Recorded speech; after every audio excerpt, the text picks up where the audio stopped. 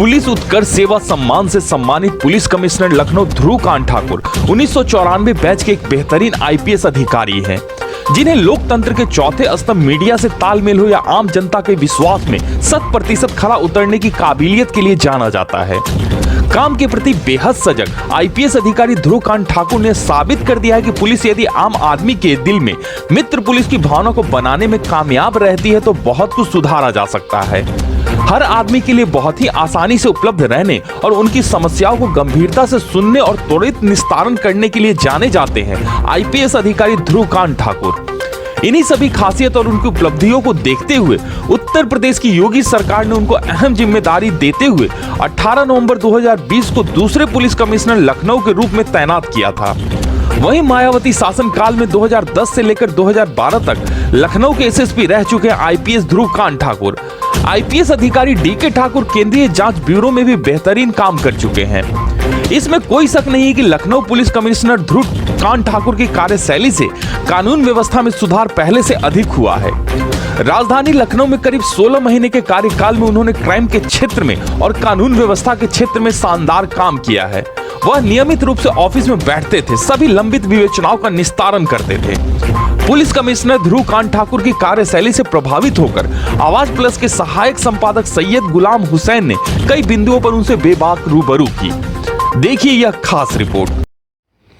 इस वक्त हम लोग लखनऊ के police commissioner DK Thakur ji के कार्यालय में हैं। आइए इनसे जाना जाए कि लखनऊ में, क्योंकि लखनऊ जो है उत्तर प्रदेश की राजधानी भी है और इलेक्शन का दौर चल रहा है।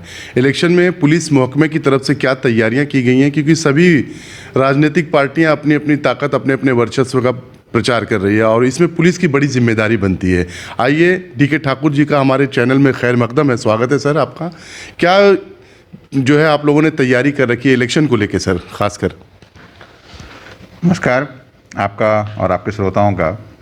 मैं ये बताना चाहूँगा कि अपने प्रदेश में जी इलेक्शन की शुरुआत हो चुकी है। कल प्रथम चरण के वोटिंग पड़ चुके हैं। लखनऊ में चतुर्थ चरण में 23 फरवरी को चुनाव है, वोट पड़ना है। उसके हिसाब से जो हमें तैयारी करनी है हम लोगों ने प्रारंभ कर दी है। लखनऊ में 9 विधानसभा क्षेत्र हैं, 9 असेंबली सेगमेंट्स हैं, 9 असेंबली सेगमेंट्स चुनाव पड़ेंगे। प्रत्याशी डिक्लेयर हो चुके हैं, नामांकन फाइनलाइज हो चुका है। हमारे यहाँ इलेक्शन कराने के लिए जो ऑब्जर्वर आए हैं, जनरल ऑब्जर्वर, पुलिस ऑब्जर्वर और एक्सपेंडिचर ऑब्जर्वर आ चुके हैं, उनके साथ हमारी मीटिंग्स हो चुकी है। हम लोगों ने जो भी मतदान केंद्र संवेदनशील हैं उनको आइडेंटिफाई कर लिया है। जहाँ जहाँ जो भी ट्रबल मेकर्स हैं उनके खिलाफ जो भी शांति भंग के आशंका के चलते उनको पाबंद कराने की कार्रवाई है वो हमने पूरी कर ली है। साथ ही साथ जो लाइसेंसी असलेख जमा कराने की कार्रवाई हमने पूर्ण कर ली है। चुनाव आयोग के निर्देशानुसार जो नॉन बेलेबल वारंट वगैरह पेंडिंग है उनके एग्जीक्यूशन कार्रवाई करा रहे हैं। हमारा अगला चरण आता है कि हम सारे बूथों पर जो पुलिस फोर्स का डिप्लॉयमेंट है वो पूरी कर लें, हमने पूर्ण कर ली है। इस बार चुनाव आयोग ने निर्देश दिया है कि जितने भी मतदान केंद्र हैं सब पर केंद्रीय पारा मिलिट्री पुलिस की टुकड़ी रहेगी, सब जगह रहेगी। उसका भी डिप्लॉयमेंट हम लोग कर रहे हैं। और आपको मैं बताना चाहूँगा पूरे लखनऊ में 9 विधानसभा क्षेत्रों में जितने भी मतदान केंद्र हैं, करीब 1102 हमारे कमिश्नरेट में, सब जगह सीएपीएफ की कंपनियाँ रहेंगी। देखिए, लखनऊ न केवल इसलिए संवेदनशील है कि लखनऊ राजधानी है, लखनऊ में 9 विधानसभा क्षेत्र हैं। जब वो लखनऊ की बात करते हैं तो पूरे प्रदेश की राजनीतिक गतिविधियों का केंद्र है। लखनऊ में चुनाव होंगे, लखनऊ में गतिविधि होगी, लेकिन लखनऊ राजधानी होने के कारण पूरे प्रदेश से सब लोग यहाँ आते हैं। सभी राजकीय पार्टियों के कार्यालय हैं, सभी राजकीय पार्टियों की गतिविधियाँ रहती हैं। यहीं पर जैसे चुनाव के लिए लोग टिकट मांगने आते हैं, टिकट उनका फाइनलाइज होता है, तो तमाम एक्टिविटी चलती रहती है। तो हम लोग को 2 तरह से काम करना पड़ता है, एक तो लखनऊ को देखते हुए और लखनऊ पूरे प्रदेश की राजधानी इसको देखते हुए। तो हमारे जितने अधिकारी हैं संवेदनशील हैं। हमने जिला प्रशासन के साथ मिलकर के सारी जो कोऑर्डिनेशन की मीटिंग है वो कर ली है। अब हमारे सारे अधिकारी जो मतदान केंद्र उनका भ्रमण कर रहे हैं, मतदाताओं से मिल रहे हैं, उनको आश्वासन दे रहे हैं कि आप सही मतदान करेंगे। कहीं कोई ट्रबल मेकर उनके बारे में बताएं, इसके खिलाफ कार्रवाई कर सकें। अभी जो मतदान का प्रचार है इंडिविजुअल कैंडिडेट्स कर रहे हैं। अभी जो स्टार कैंपेनर्स उनका आना भी शुरू नहीं हुआ है, क्योंकि जैसे आपने बताया कि प्रथम चरण का चुनाव कल पूर्ण हुआ है। शीर्ष नेता जो जी शीर्ष नेता आएंगे। मैं उम्मीद करता हूं कि 15-16 से, क्योंकि 14 को द्वितीय चरण चुनाव संपन्न हो जाएगा, उसके बाद से हमारे यहाँ नेताओं का स्टार कंपनीज का आना जाना शुरू होगा, फिर हमारी एक्टिविटी ज़्यादा बढ़ जाएंगी। अभी से कल देखेंगे, कल माननीय प्रधानमंत्री आ रहे हैं कन्नौज, तो कन्नौज से वापस आ जाते समय लखनऊ होके ही जाएंगे, तो लखनऊ में कल ट्रांजिट है उनका, तो कोई खास नहीं, लेकिन फिर भी उसकी व्यवस्था हम लोग पूर्ण कर रहे हैं। मैं निश्चिंत हूँ, मैं आश्वस्त हूँ, और मैं आपके दर्शकों को, आपके चैनल को आश्वस्त करना चाहूँगा कि लखनऊ हम लोग शांतिपूर्ण, निष्पक्ष, सौहार्दपूर्ण वातावरण में मतदान संपन्न कराएंगे। सर, लखनऊ, क्योंकि जैसा कि आपने बताया कि लखनऊ जो है उत्तर प्रदेश की राजधानी है, तमाम राजकीय पार्टियों का यहाँ पे हब है, ऑफिस है, और यहीं से जो है लोगों को टिकट भी मिलता है, और तमाम अपनी फरियाद यहीं लेके आते हैं। ऐसे में सर, कब से, मतलब गत कितने महीनों से आप लोगों ने इस तैयारियों को, क्योंकि आप लोगों को सब पता था कि यहाँ पे सब होने वाला है, तो आप लोगों ने क्या क्या कर रखा है इसके लिए? देखिए, तैयारियां छोटी मोटी तो हम लोग 1 साल पहले से चल रही थी। जी जी जी। अब उसको 2 चरणों में बांटना चाहूँगा। एक चरण वो था जिस दिन 8 जनवरी को चुनाव आयोग ने नोटिस जारी किया था, चुनाव आयोग ने डेट्स की घोषणा की, तो 8 से एक अलग माहौल बन गया। 8 से हम लोग आचार संहिता का पालन कराने लगे, सबके जिनके पोस्टर बैनर थे हटाने लगे वगैरह, सब काम करने लगे। 8 से पहले आप देखेंगे तो 8 से पहले जो 1 महीना 1.5 महीना का टाइम था, उसमें राजनीतिक पार्टियों की रैलियाँ, मीटिंग्स बहुत तेज हो रही थी, बहुत ज़्यादा मात्रा में हो रही थी। हर एक पार्टी की, चाहे भारतीय जनता पार्टी की हो, समाजवादी पार्टी को, आपने देखा रथ यात्रा लोगों को निकाला, तमाम मीटिंग्स हुई, तो वो हम लोग के लिए बड़ा एक्टिव दौर था। वो भी 2 महीना पहले, 1 महीना आप देखेंगे नवंबर, दिसंबर और 8 जनवरी तक, वो भी बड़ा एक्टिव टाइम था। तो राजधानी होने के कारण और सबको ये ज्ञात होने के कारण कि फरवरी मार्च में तो चुनाव होंगे ही होंगे, तो उसकी तैयारी, उसकी एक्टिविटी सब 1 साल पहले शुरू हो गई थी, और हम लोगों ने अपनी तैयारी से शुरू कर दी थी। इसलिए आपने देखा होगा कि इतनी सारी राजनीतिक रैलियाँ, मीटिंग्स, आंदोलन होने के बावजूद भी लखनऊ शांत रहा, और हम लोगों ने शांति को कायम रखा, कानून व्यवस्था को बनाए रखा। सर, आप एक आईपीएस ऑफिसर है और आपको राजधानी की जिम्मेदारी खासकर सौंपी गई है, तो कुछ क्वालिटी, क्योंकि अथॉरिटी कम्स विद रिस्पॉन्सिबिलिटी, अधिकार जो है जवाबदारियों के साथ मिलता है।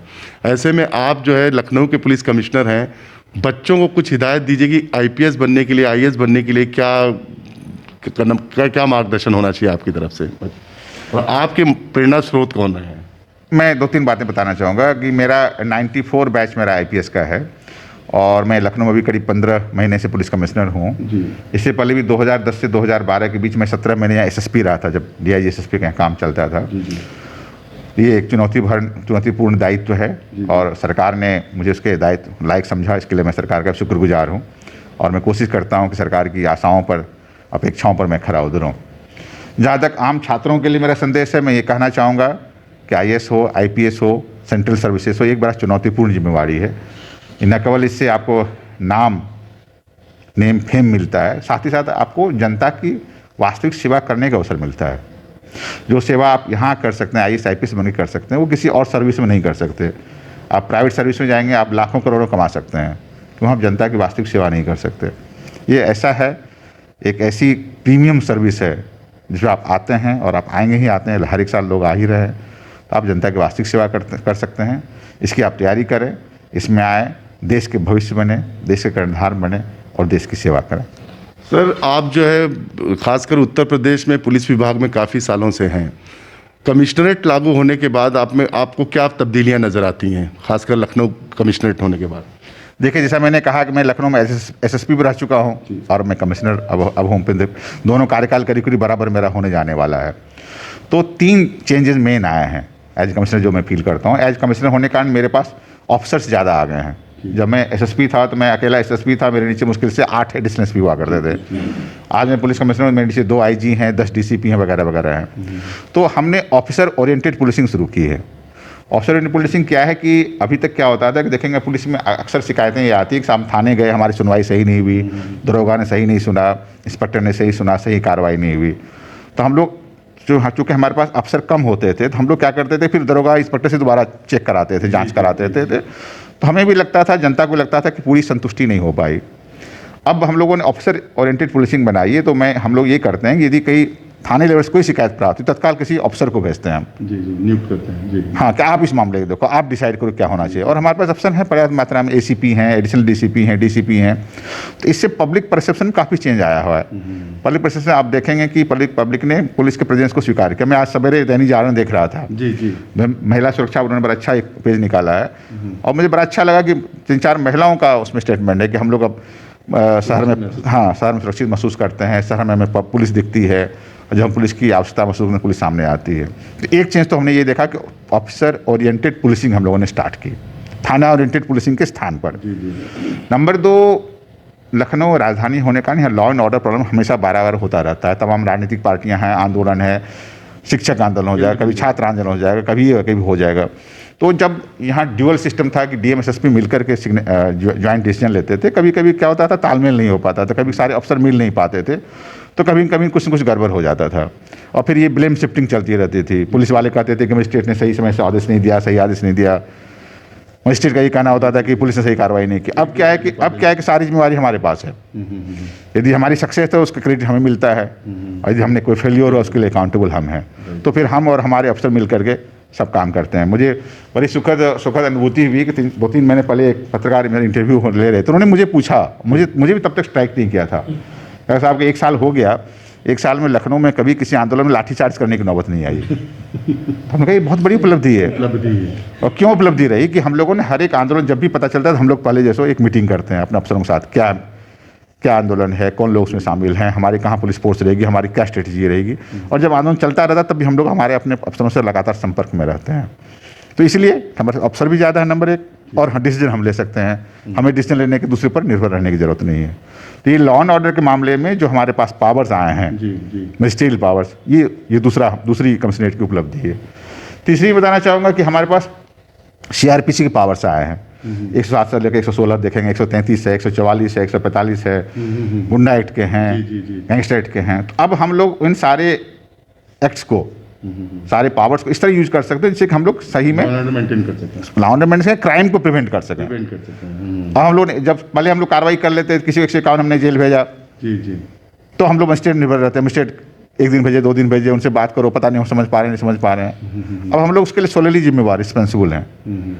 हम लोग देखेंगे, हम लोग जो भी एक्शन लें उसका एक्शन का लॉ एंड ऑर्डर पर और क्राइम पर क्या असर पड़ रहा है। ये 3 मेन चेंजेस हमने कमिश्नर सिस्टम में देखे। नंबर 1 मैं रिपीट करना चाहूँगा, एक तो officer oriented policing. Number 2 law and order problem को हैंडल करने के लिए आपके पास पावर, यूनिटी ऑफ कमांड। और तीसरा ये सारे CRPC के पावर जिसका क्या लॉ एंड ऑर्डर मेंटेन करने में और क्राइम प्रिवेंशन करने में यूज कर सकते हैं। ये 3 चेंजेस खास हैं। सर, आपके ज्यूरिडिक्शन में 2 अधिकारियों को राष्ट्रपति जी ने सम्मानित किया। आपको कैसा महसूस होता है कि आपके क्षेत्र के जो है अधिकारी हैं, IPS अफसर हैं? नहीं, मुझे काफ़ी गर्व की अनुभूति हो रही है, और मैं तो ये चाहूँगा कि इनसे प्रेरणा लेकर हमारे अन्य अधिकारी भी अच्छा से अच्छा कार्य करें और उन्हें भी जैसे पुरस्कार मिले, सारे लोग प्रेरणा लें। ये हमारे बीच थे DK ठाकुर जी, बड़ी बेबाकी से जो है पुलिस की जो भी सतर्कता है राजधानी लखनऊ को लेकर उसके बारे में बता रहे थे, और लॉ एंड ऑर्डर की किस तरह से उन्होंने व्यवस्था कर रखी है और क्या किन किन अधिकारों के तहत वो जनता को जो है क्राइम से महफूज रख सकते हैं बता रहे थे। मैं सैयद गुलाम हुसैन, संजीव श्रीवास्तव के साथ, लखनऊ से आवाज़ प्लस के लिए।